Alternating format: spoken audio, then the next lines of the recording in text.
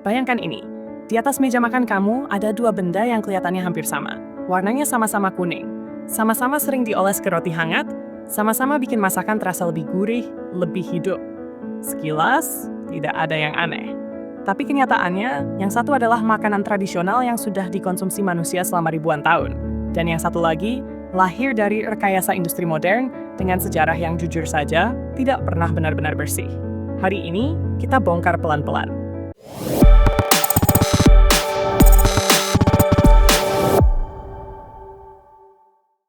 Mentega versus margarin. Apa bedanya sebenarnya?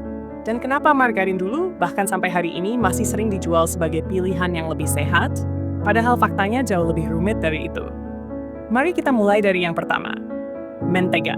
Secara ilmiah, mentega dibuat dari krim susu. Prosesnya sederhana. Krim dikocok, lemaknya terpisah, lalu dipadatkan. Tidak ada trik kimia, tidak ada desain molekul. Hasil akhirnya, mayoritas lemak jenuh, sedikit lemak tak jenuh, dan komponen minor alami dari susu. Lalu muncul satu narasi lama yang sangat keras. Mentega berbahaya. Mentega penyebab penyakit jantung. Mentega harus dihindari.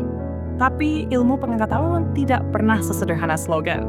Meta-analisis besar yang menganalisis data populasi menemukan bahwa hubungan konsumsi mentega dengan penyakit kardiovaskular dan diabetes ternyata kecil, bahkan cenderung netral pada tingkat populasi. Artinya apa?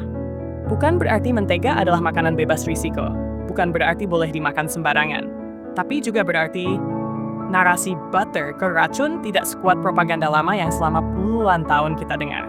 Sekarang, kita beralih ke yang kedua, margarin. Dan disinilah cerita mulai berubah gelap. Margarin bukan produk susu. Margarin adalah produk lemak olahan yang umumnya dibuat dari minyak nabati. Tujuannya satu, meniru mentega. Meniru warna, meniru tekstur, meniru sensasi mudah dioles. Masalahnya minyak nabati itu cair, sementara mentega padat.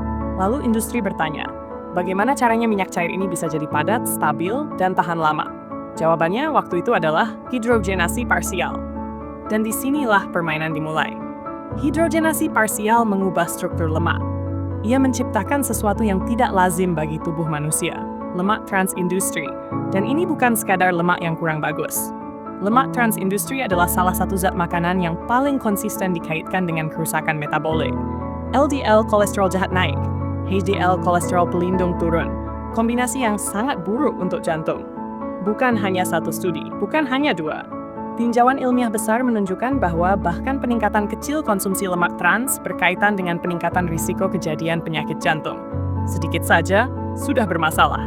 Karena itu, Organisasi Kesehatan Dunia merekomendasikan asupan lemak trans dibatasi kurang dari 1% energi harian. Dan lebih dari itu, WHO mendorong eliminasi total lemak trans industri dari pasokan makanan global. Ini bukan pendapat influencer. Ini bukan teori konspirasi. Ini konsensus ilmiah global. Lalu muncul argumen yang sering kamu dengar. Tapi sekarang margarin sudah berubah. Dan ya, itu sebagian benar. Banyak negara sudah membatasi lemak trans. Banyak produsen mengurangi atau menghilangkannya. WHO bahkan mengapresiasi negara-negara yang berhasil membersihkan pasokan makanannya dari lemak trans industri. Tapi, disinilah banyak orang lengah, karena tidak semua margarin itu sama. Dulu, margarin keras atau stick margarin cenderung tinggi lemak trans. Sementara margarin lembut atau margarin modern sering lebih rendah trans fat dan, dalam kondisi tertentu, profil lipidnya bisa terlihat lebih baik dibanding mentega. Tapi, itu sangat tergantung formulasi. Karena untuk mengganti lemak trans, industri tetap harus mengakali tekstur. Dan hasil akhirnya seringkali tetap produk ultra-proses dengan profil lemak yang kualitasnya sangat bervariasi. Jadi pertanyaannya bukan, apakah margarin selalu jahat? Pertanyaan yang benar adalah, margarin yang mana? Dibuat dari apa? Diproses bagaimana?